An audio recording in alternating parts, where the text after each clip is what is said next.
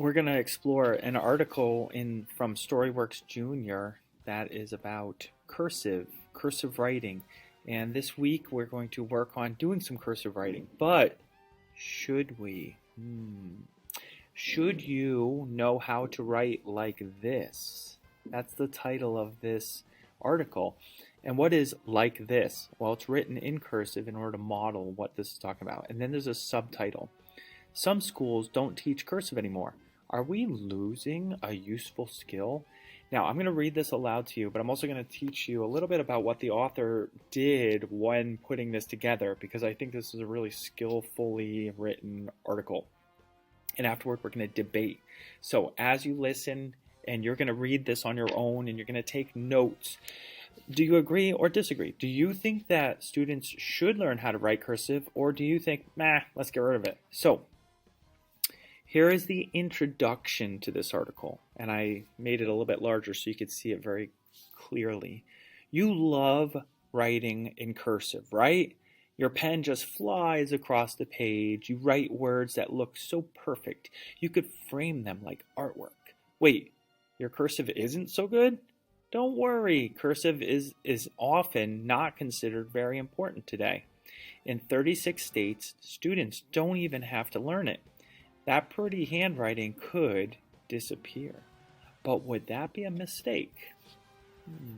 What is the author doing in this introduction to the article? Well, the author is using what's called second person. First person is when you use I, me, I did this. This is my pen. I'm learning cursive. I wrote all day and practiced over and over to make my writing as nice as possible. That's first person. Third person we often see when reading a story, and that's when there's this narrator outside of the story telling the whole story and explaining everything that's happening, and there's lots of pronouns. She went here, he went there, they got this, it was happening to them. There's no first person, there's no I or me or we. That's not introduced at all in the story.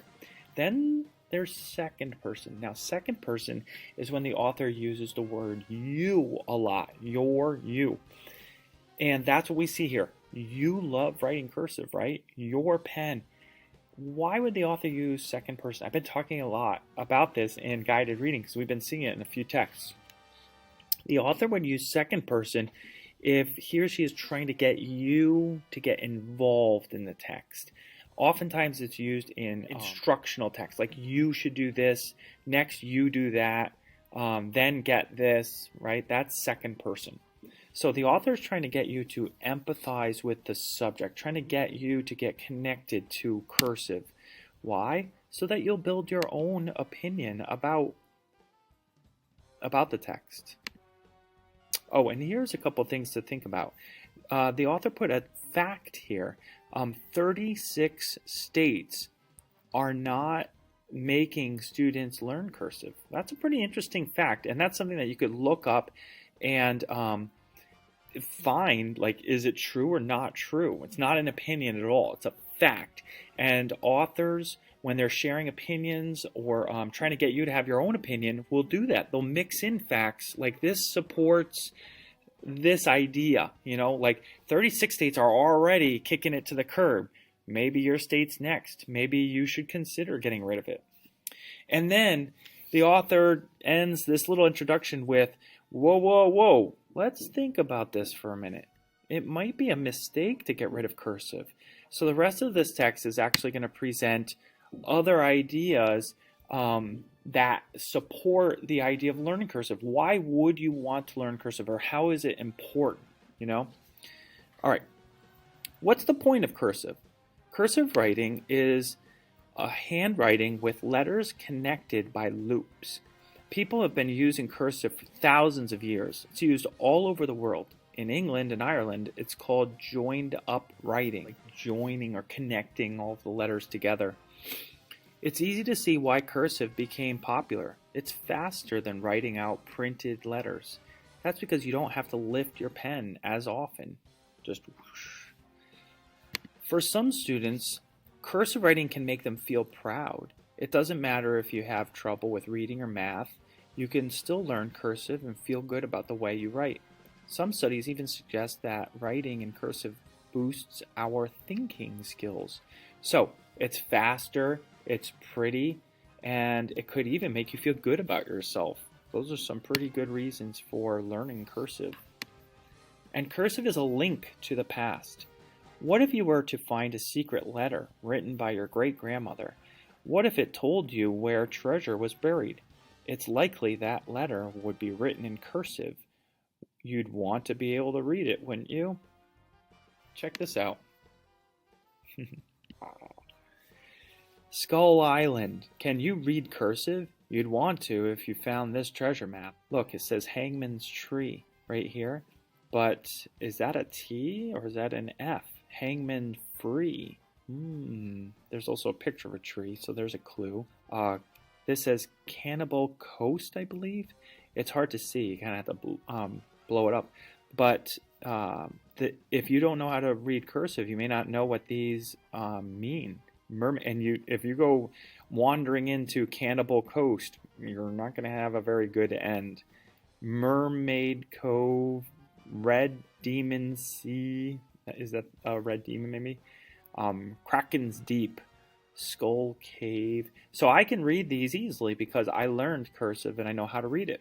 This right here is printed. Cursive is all connected. See how the letters are connected? And there's all different kinds of fonts of cursive too.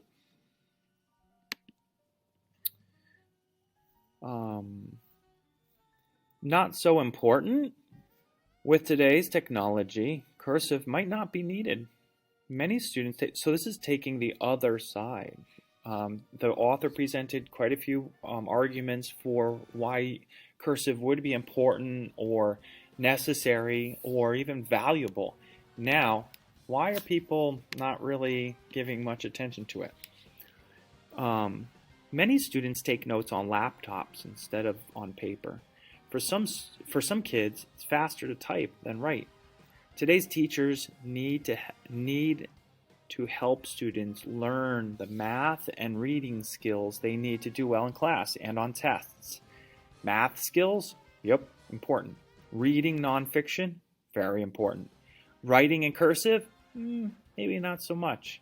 So it may be better for teachers to spend time teaching other subjects rather than cursive. Some argue that learning cursive should be like learning a musical instrument. It should be a choice, not a required skill. For kids who want to learn, it could be fun. Kids who aren't interested wouldn't have to learn it. It's an elective, that's called. So this argument gives the idea of cursive some value, but doesn't concede, doesn't give in and say, yeah, it should be taught in school. It's kind of like, yeah, it could be taught, but kind of as an extra.